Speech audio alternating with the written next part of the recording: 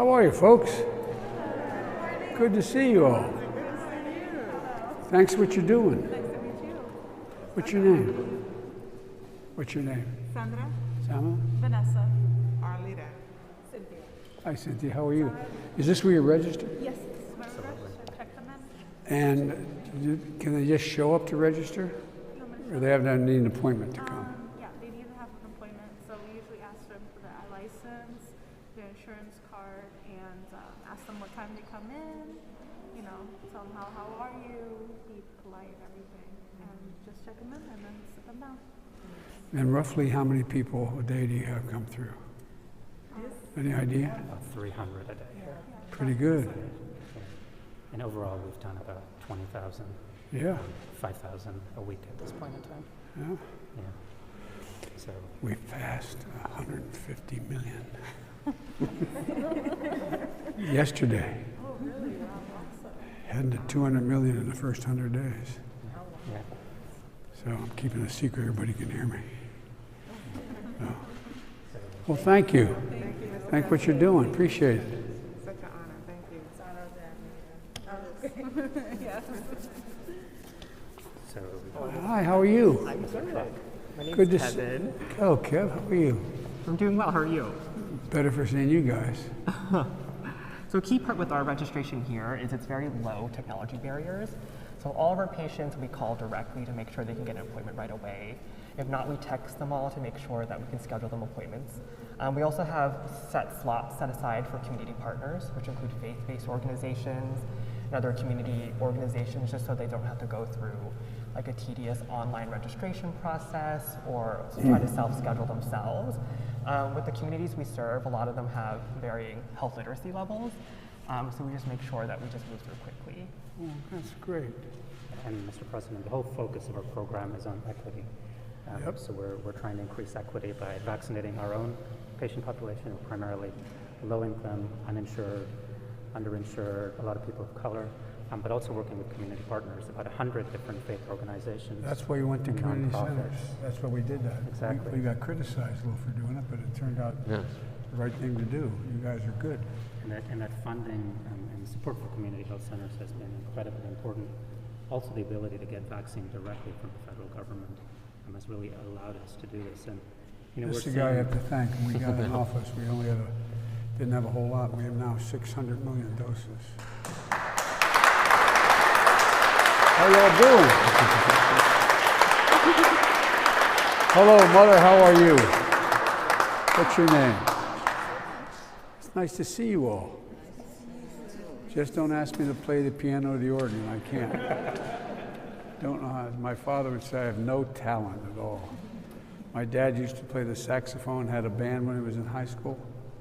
He'd look at me and say, Joey, I don't know where you came from. He said, you have 2 left feet, you can't dance. You can't carry a tune in a wheelbarrow.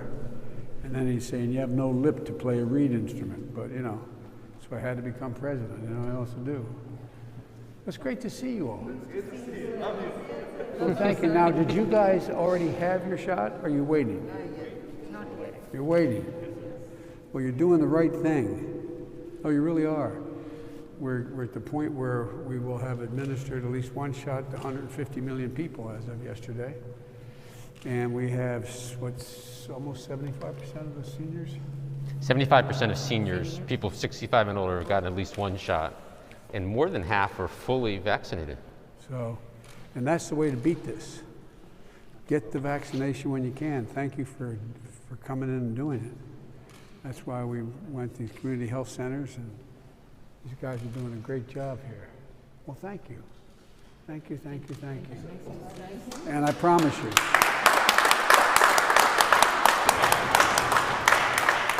my wife, who doesn't like needles, when we went to get the shot, she was going like this. And I said, honey, it's over. It's already in and out.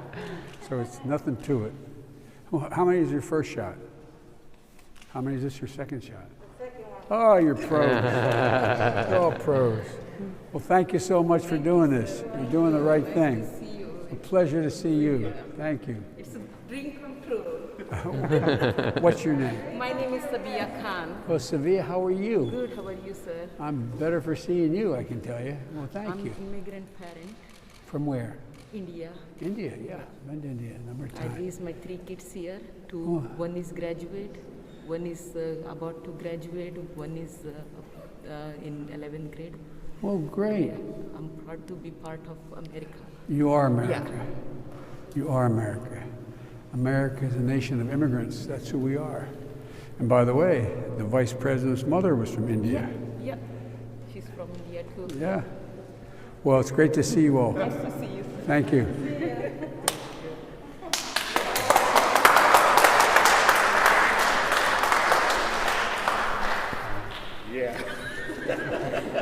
Man, you got biceps as big as my thighs, man. You're a big man.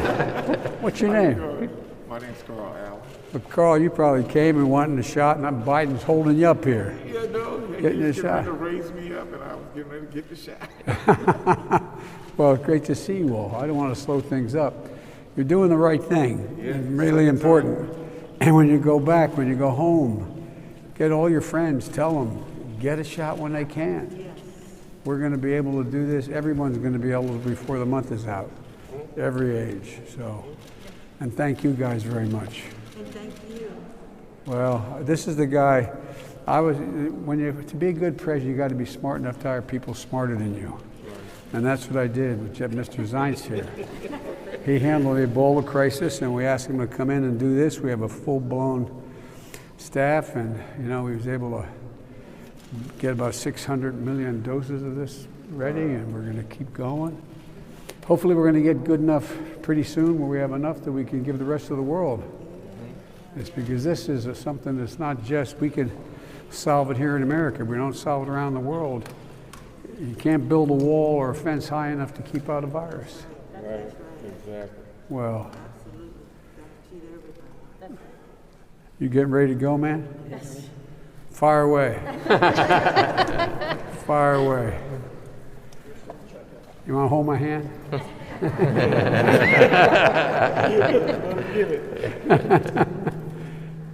God love you.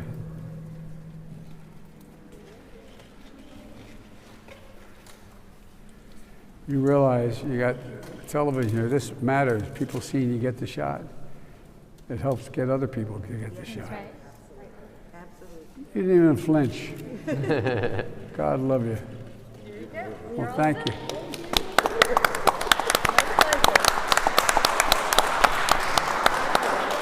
He's going to be hard. He's got so much muscle mass there. You're going to have to get through it. You know what I mean? I tell you what, I could have been an All-American if I had those.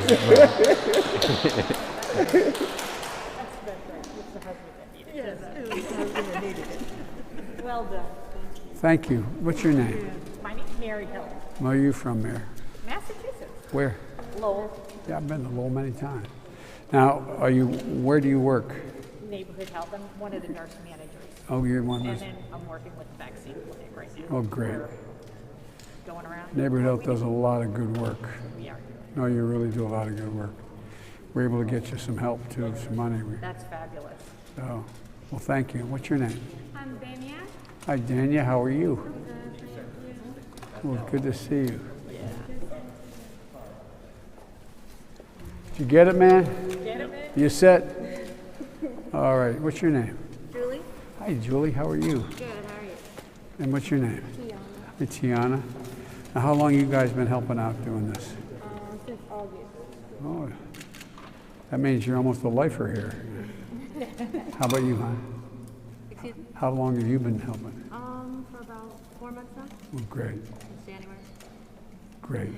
Well, thanks for what you're doing. You're saving people's lives. It's our pleasure. You really are. Quickly, do you think the worst is behind us with COVID-19? I think if everyone continues down the road we're on now, it will be behind us, but it's not over yet. We're in a situation where I believe by the end of the summer, we'll have a significant portion of the American public vaccinated.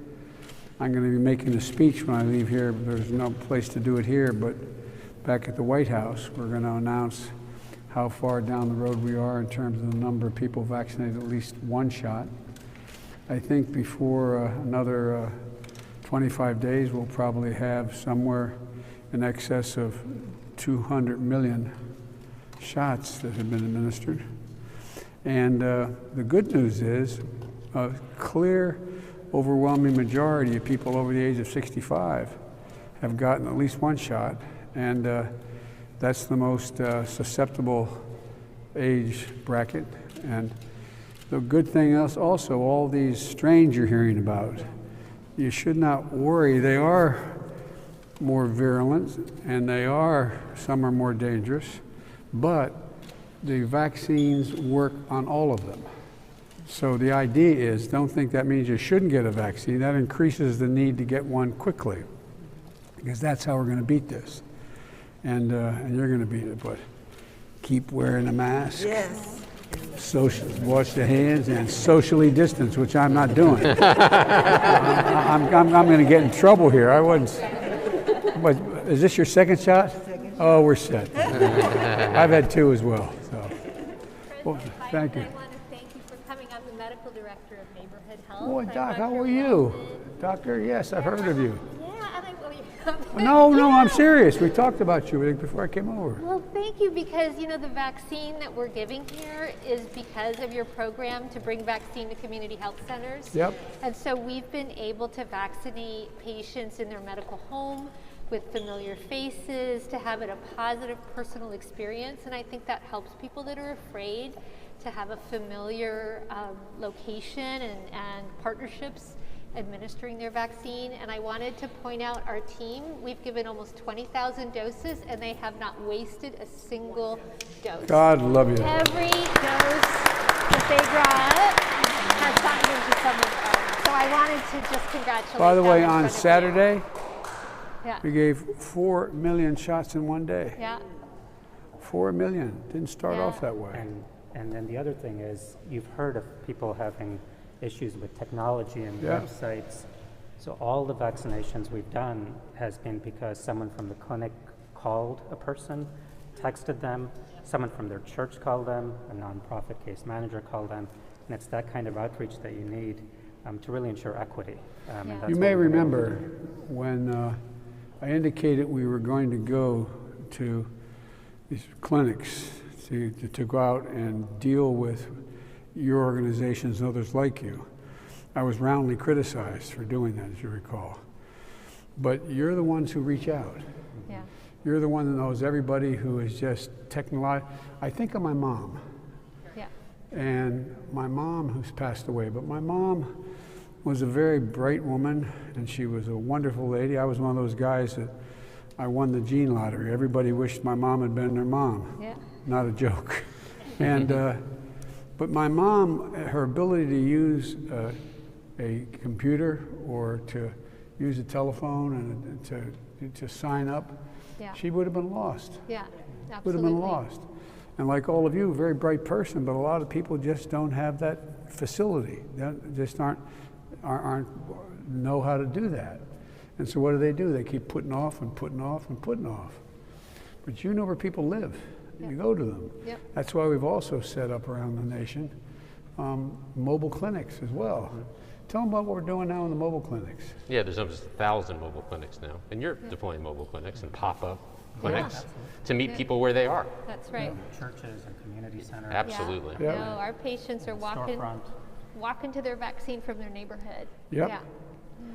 And one of the things we've done, we also started off, and again, we got criticized initially by some, but we opened it up to, we initially didn't have it, you used to go get your flu shot, you'd go to the local drugstore, local pharmacy. Well, we did that. We're now up to, how many pharmacies? We're in the 20,000s, more than 20,000. You're going to be at 40,000 by April 19th. And almost everybody's within 5 miles of a pharmacy, but still, if you were my mom and she didn't have children, she wouldn't have 5 miles, might as well be 500 miles to get there. So and that's why you guys are the best. You reach out, you know where people live, you know the people, and getting the churches and the synagogues and the mosques engaged in doing this is really, really important. And they've just been wonderful partners. I mean, when we reached out to them, we didn't know what type of response we would get. but they've been reaching out, on their own time, signing up hundreds of patients, even more than 1,000 patients for some of the churches we're working with.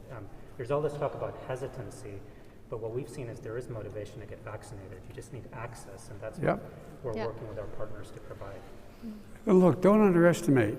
The more people who know when you go home in your neighborhood and you got vaccinated, someone who's afraid of it or worried about it, That's right. they go, you got it? It was okay? I mean, you think it's safe? Do you? Oh, yeah. Okay, well, and encourage them. Encourage them.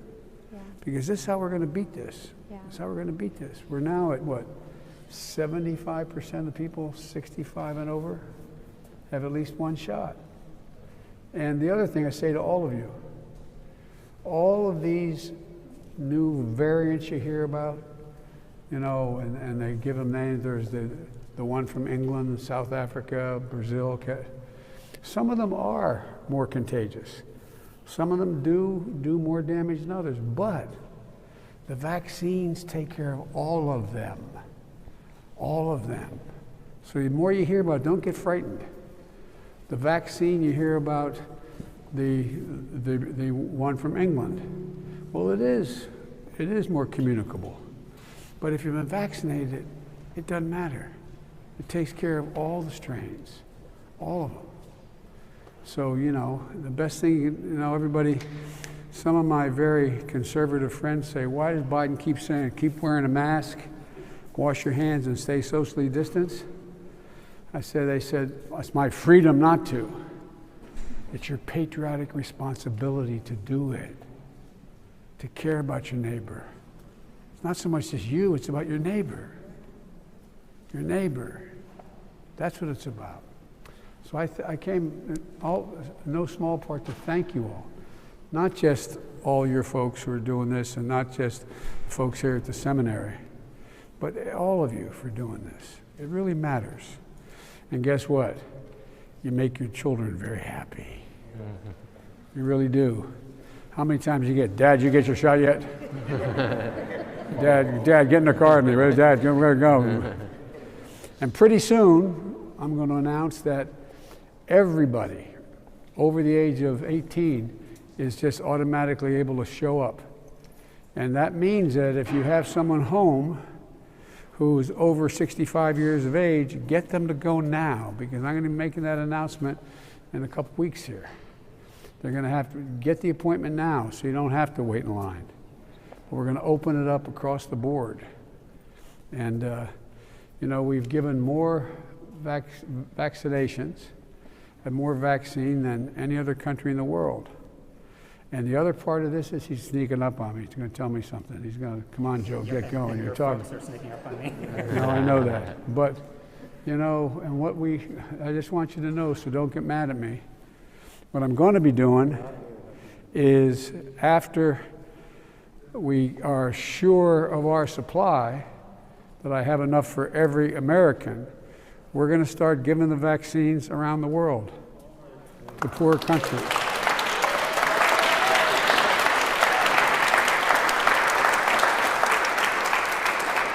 Because you can't build a fence high enough, you can't build a wall high enough, and we're only as safe for people who aren't vaccinated as those folks who've already been vaccinated. You can't, so you have a small country. I've spoken with 38 heads of state now. Spoken to the president of Mexico and Canada, the prime minister, and Vietnam, and all across America, all across the world. And they're asking, can you help? We've already been able to help our near neighbors, Mexico and Canada, a little bit, but we want to help all these countries, especially poor countries. They just don't have the wherewithal to do it. So anyway, thank you for what you're doing. And every time I'd walk out of my grandpa's house up in Scranton, Pennsylvania, his name was Ambrose Finnegan, and he'd say, Joey, keep the faith. And my grandmother would go, no, Joey, spread it. Spread it. So let's go spread the faith, okay? I'm holding you up. Get out of your hair. Where am I going? That way? Thank you. Thank you.